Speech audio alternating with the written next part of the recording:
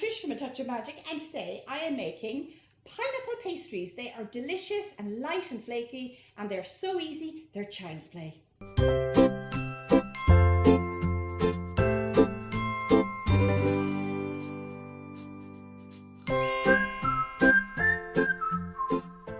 Hi, I'm Trish from A Touch of Magic, and today I'm doing puff pastry pineapple pastries. So today it couldn't be easier. This is a fantastic recipe for kids. So I have my oven preheated behind me. Now it's quite high at 180 degrees because I need this nice and hot because the puff pastry is going to rise and it's going to be delicious. So I've started with a pre-bought puff pastry. Life is too short to make my own puff pastry. This is fabulous because you get 6 squares out of the puff pastry. I have taken out my puff pastry at least 30 minutes before I need to use it, so it has that lovely, soft, pliable pastry dough. So, couldn't be simpler. What I'm going to do is I am creating an elbow crease, an arrow, a hinge effect on each corner of the pastry. So as you can see, bringing each point together, which is important, just on the corners. So I have just done a little L and L on each corner. And what I've done is I've drained a can of pineapple. Now this is where you can get really creative because you could put Nutella, you could put a chocolate spread, you can just change up the fruit, anything that tickles your fancy. And I'm putting a pineapple in place, in the middle, into the center rather.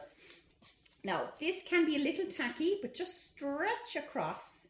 This is why it's so effective for kids because they immediately see the difference in relation to the cuts. Just in case you haven't cut quite through the pastry, just double check with your knife. And again, stretch it across and you create this lovely pattern. And again, I'm doing exactly the same right up at the top.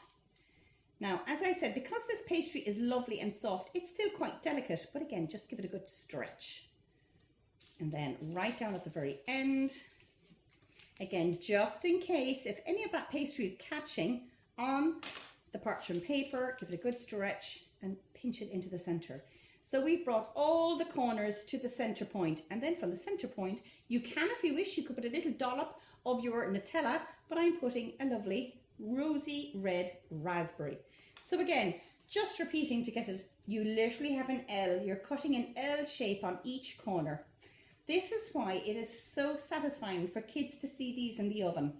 They burst through, you see this gorgeous bejeweled raspberry in the center, taking pride in place, and then you have this lovely sunshine pocket of your pineapple piece. And again, just making sure I am cutting through the edge.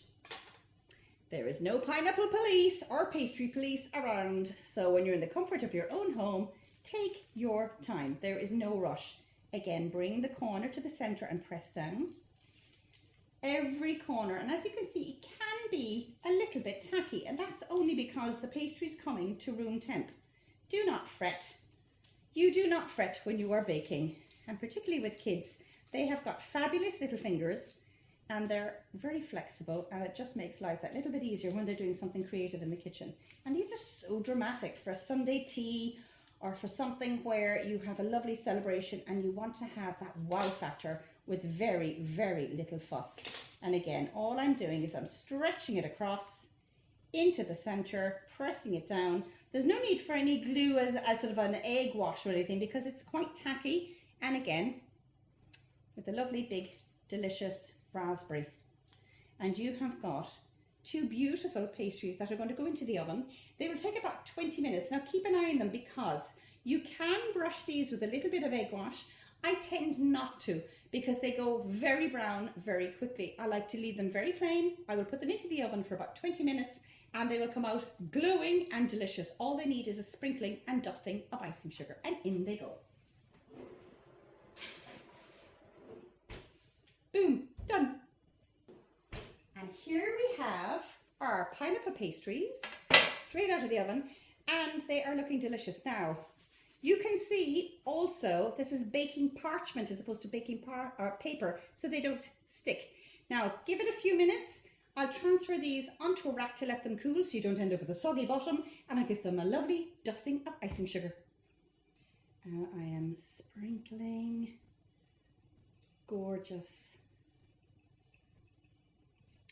dusting of icing sugar. Looks as if I'm putting in half a pound of icing sugar, but more is more. Yum! And we have got our delicious pineapple pastries all ready to be devoured.